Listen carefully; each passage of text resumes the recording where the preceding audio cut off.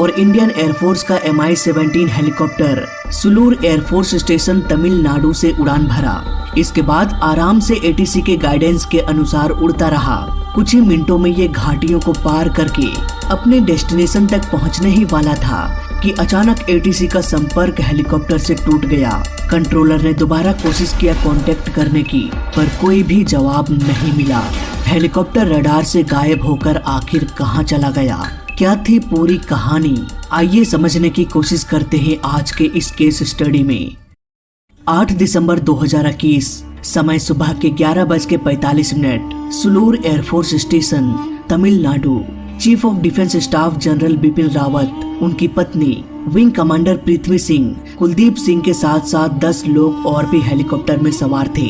ये helicopter MI-17 version 5 का था, जो कि काफी एडवांस हेलीकॉप्टर माना जाता है।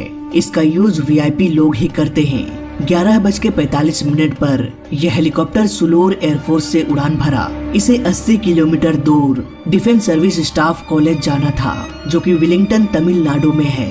हेलीकॉप्टर मस्त 20 मिनट तक उड़ता रहा। इसके बाद पायलट ने ATC को कहा कि करीब 4-5 मिनट्स में हम विलिंगटन हेलीपैड पर लैंड कर जाएंगे। 12:08 हेलीकॉप्टर का कांटेक्ट ATC से टूट गया। नॉर्मली पहाड़ी क्षेत्रों में ऐसा हो जाता है, इसलिए ATC बैक टू बैक कोशिश कर रहे थे कि दोबारा से हेलीकॉप्टर से कांटेक्ट किया जा सके, पर नो रिस्पॉन्स। करीब 5 मिनट गुजर गया। अब तक इस हेलीकॉप्टर को डेस्टिनेशन तक पहुंच जाना चाहिए था, पर अफसोस ऐसा नहीं हुआ। हेलीकॉप्टर से जब लास्ट टाइम कांटेक्ट किया गया, तब ये कुनूर नामक एरिया के ऊपर से उड़ान भर रहा था, जो कि डेस्टिनेशन से करीब 10 किलोमीटर की दूरी पर है। तुरंत ही रेस्क्यू टीम को उस एरिया में भेज दिया गया। उधर लोकल सिटीजन ने कहा कि हमने हेलीकॉप्टर को नीचे आते देखा और ये पेड़ों से टकरा गया। कुछ ही मिनटों में आग लग गई। इससे पहले कि विलेजर्स घटना स्थल पर पहुंच पाते, आग बहुत तेजी से फैल चुकी थी। उन्होंने पानी डालकर आग बुझाने की कोशिश भी किया, लेकिन वो असफल रहे। उधर बचाव दल भी घटना स्थल पर पहुंच गए, लेकिन तब तक काफी देर हो चुकी थी। 3:25 तक लगातार रेस्क्यू ऑपरेशन चलता रहा। इस हादसे में 14 लोगों में से 13 लोगों ने दम तोड़ दिया। ग्रुप कैप्टन वरुण सिंह हादसे का इकलौता सर्वाइवर थे। तुरंत ही उन्हें मिलिट्री हॉस्पिटल विलिंगटन भेज दिया गया। उनका शरीर लगभग 45% जल चुका था, इसलिए बेटर ट्रीटमेंट के लिए उन्हें बेंगलोर ट्रांसफर कर दिया गया। पर अफसोस, इतना सब कुछ करने के बावजूद भी उन्हें बचाया नहीं जा सका। पूरे देश में सारे न्यूज चैनल्स में बस यही चर्चा हो रही थी कि आखिर ये सब कैसे हो गया। घटना के वक्त भी मैंने इस टॉपिक पर एक केस स्टडी किया था, लेकिन उस वक्त इन्वेस्टिगेशन का रिपोर्ट नहीं आया था। तो आइए इन्वेस्टिगेशन की रिपोर्ट के आधार पर इस केस की छानबीन करते हैं।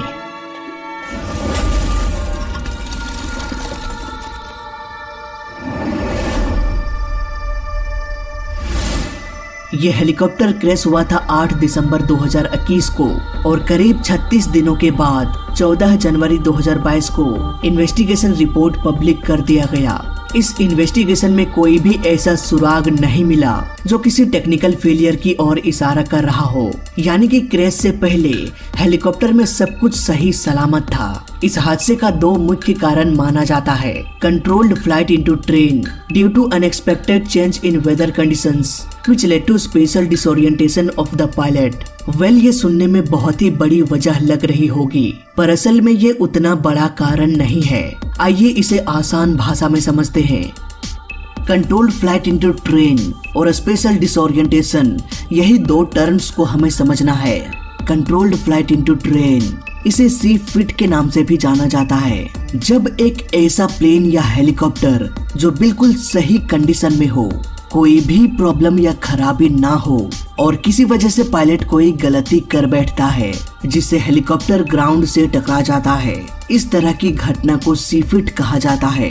MI-17 के पायलट ने भी गलती किया और इस गलती की वजह थी खराब मौसम। इस मौसम की खराबी के कारण पायलट को स्पेशल डिसोरिएंटेशन होने लगा, यानी कि चारों ओर बस फॉग ही फॉग था, बाहर कुछ भी दिखाई नहीं दे रहा होगा। शायद इसीलिए वेल मेंटेन्ड हेलीकॉप्टर क्रैश हो गया और सभी की जान चली गई। नाउ यहाँ पर एक सवाल आता है, अक्सर प्लेन हिल्स के ऊपर से उड़ान भरते हैं और हिली एरिया में अक्सर मौसम खराब हो जाता है, तो क्या हम ये मान लें कि ऐसी जगह खतरे से खाली नहीं होती? कोई तो ऐसा तरीका होगा। ऐसे सिचुएशन से बचने के लिए प्लेन्स या हेलीकॉप्टर को क्या करना चाहिए ताकि वो सही सलामत लैंड कर सके? दोस्तों, मुझसे अगर पूछा जाए तो मैं कहूँगा कि ऐसा सवाल ही पैदा नहीं होता कि ऐसे सिचुएशन में हेलीकॉप्टर क्रैश हो जाए अगर रूल को फॉलो किया जाए तो।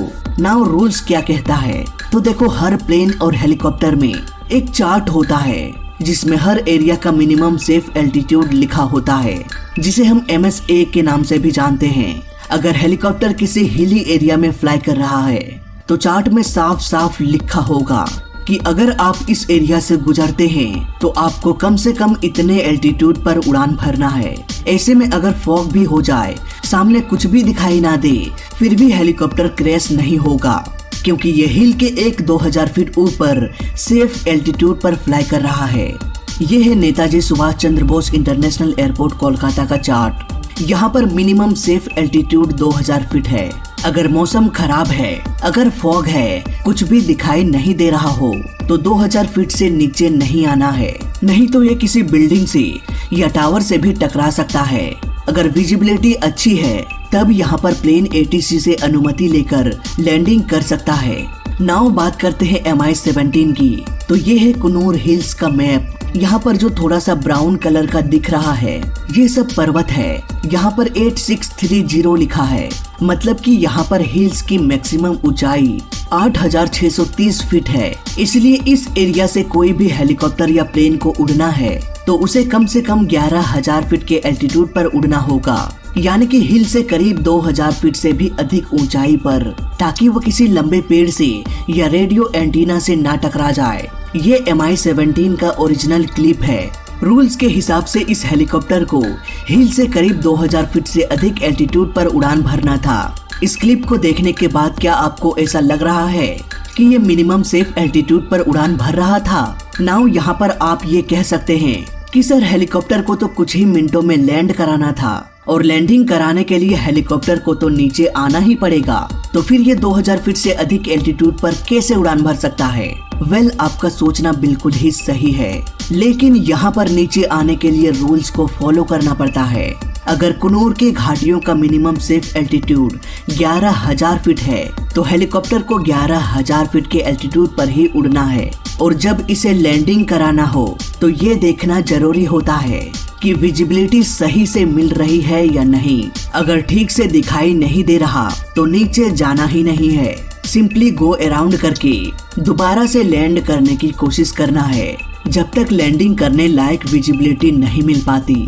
अगर बार बार कोशिश करने के बावजूद भी ठीक से दिखाई नहीं दे रहा तो किसी दूसरे एयरपोर्ट पर जाकर लैंड करना चाहिए, लेकिन कहीं न कहीं MI-17 के साथ ऐसा नहीं किया गया। ये हेलीकॉप्टर सेफ एल्टीट्यूड पर था ही नहीं। ये सेफ एल्टीट्यूड सभी के लिए एक समान होता है, चाहे वो प्लेन हो या हेलीकॉप्टर, इवन स्पेस शटल ही क्यों ना हो। सो आई होप अब आपको पूरा कॉन्सेप्ट समझ में आ गया होगा। दोस्तों, यहाँ पर मैं एक और पॉइंट ऐड करना चाहूँगा कि बहुत आसान होता है एक कुर्सी में बैठकर स्क्रिप्ट लिखकर वीडियो बना देना कि पायलट ने ऐसा कर दिया, पायलट ने वैसा कर दिया, ऐसा नहीं करना चाहिए था, वैसा करना चाहिए था। ये सब बातें बोलना आसान होता है, लेकिन कहीं न कहीं वैसे सिचुएशन में अगर आप होते या मैं होता तो वैसे कंडीशन में किसी भी इंसान के साथ क्या गुजरता है ये समझ पाना बहुत मुश्किल है। इसलिए मैं पायलट्स को दोष नहीं दे रहा कि पायलट्स की वजह से ऐसा कुछ हुआ। हमें नहीं पता कि उनके साथ उस वक्त क्या गुजर रही होगी, और शायद कोई भी इंसान नहीं बता सकता। हर किसी को अपनी जान प्यारी होगी, उन्होंने भी कोशिश किया होगा। मेरा ये वीडियो पूरे फैक्ट पर था और इन्वेस्टिगेशन की रिपोर्ट पर था। अगर सिचुएशन ऐसा है तो ऐसा होना चाहिए था, बस और कुछ नहीं। गलती हर इंसान से हो सकती है, मे बी उन्होंने भी कोई गलती किया होगा या सिचुएशन को ठीक से समझ नहीं पाए होंगे।